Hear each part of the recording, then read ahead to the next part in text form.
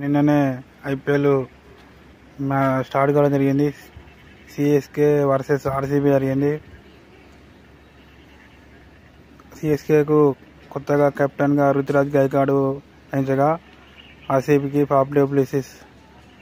అయితే నిన్న మ్యాచ్ చాలా అంగరంగ వైభవంగా జరిగింది. అంటే రెండు సమభాజ్యుల మధ్య జరిగింది, కానీ చెన్నైది పై చేయింది. ఆర్సీబీ కెప్టెన్ అయిన ఫాఫ్ డు ప్లెసిస్ మంచి ఓపెనింగ్ ఇచ్చినా కానీ దాన్ని యూజ్ చేసుకోలేకపోయారు. వెంటనే వచ్చిన మ్యాక్స్వెల్ కానీ ఇద్దరు పేర్లు వెంటనే అవుట్ కావడం జరిగింది. అయినా కానీ ఎండింగ్లో మన హైదరాబాద్ మరియు మన దినేష్ కార్తిక్ మ్యాచ్ను 95 స్కోర్ల పార్ట్నర్షిప్ తోటి ఒక గౌరవప్రదమైన స్కోర్ చేయడం జరిగింది. 172 చేయడం జరిగింది. అయితే ఈ మధ్యలో ఈ డు ప్లెసిస్ మంచి ఓపెనింగ్ కంటిన్యూ అయి ఉంటే 200 పైచీలు టార్గెట్ వచ్చేది. ఒక మంచి మన ముస్తఫిజుర్ యొక్క బౌలింగ్ మంచిగా పడడంతో వికెట్లు వెంటనే పడ్డాయి.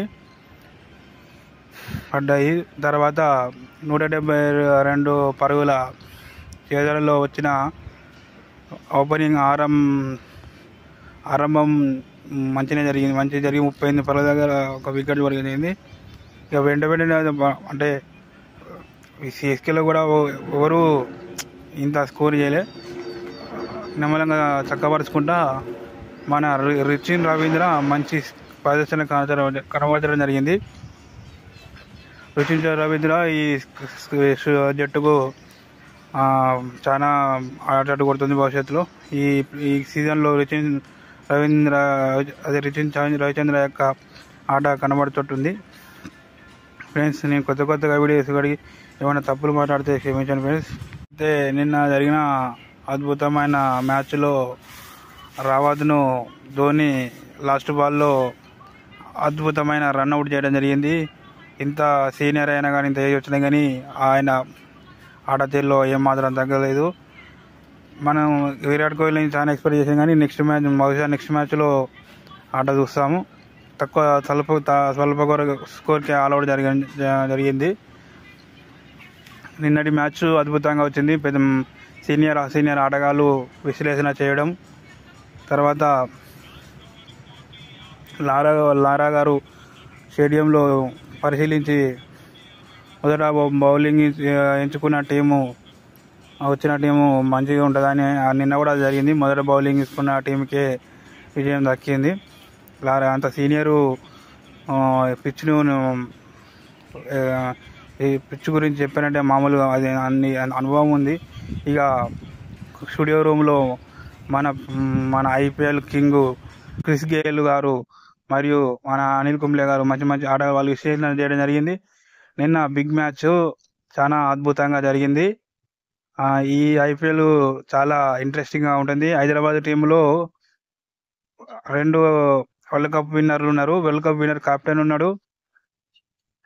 వరల్డ్ కప్ ఫైనల్ మ్యాచ్లో సెంచరీ వేసిన 2 ఆటగాళ్ళు ఉన్నారు. హైదరాబాద్ టీం కూడా ఈ సంవత్సరం ఎస్ఆర్హెచ్ కూడా మంచి ఆట కనబరుస్తుంది. 10 టీములు చాలా ఉత్కంఠంగా ఉన్నాయి. ఎవరికి విజయం అనేది ఇప్పట్లో చెప్పలేము. ఈ ఐపీఎల్ చాలా రసవత్తరంగా ఉంటుంది. ఫ్రెండ్స్, నా వీడియో చూడండి. నా వీడియోలో తప్పులు క్షమించండి. ఈ ఐపీఎల్ గురించి మనం విశ్లేషణ చేద్దాం. నా అంచనా వరకు విశ్లేషణ చేయడం జరుగుతుంది. నిన్నటి ఆట అద్భుతంగా ఆడడం జరిగింది. అంటే వన్ సైడ్ మ్యాచ్ కాకుండా ఈ ఆర్సీబీ ఆడడం జరిగింది, చెన్నై జరిగింది. వన్ సైడ్ మ్యాచ్ లెక్క ఒక వన్ సైడ్ మ్యాచ్ లెక్క లేదు. నిన్నటి మ్యాచ్ లెక్క జోష్ ఉండాలి. ఆఖరి వరకు ఎవరు విన్ తెలియకుండా ఉండాలి. నిన్నటి మ్యాచ్ అద్భుతంగా ఉన్నది. చెన్నైలో ముస్తఫిజుర్ బౌలింగ్లో వికెట్లు పోవడమే బెంగళూరుకు మైనస్ అయింది. ఆ వికెట్లు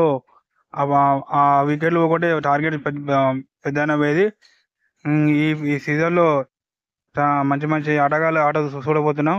థ్యాంక్ యూ ఫ్రెండ్స్, నా వీడియో చూసినందుకు. జై హింద్.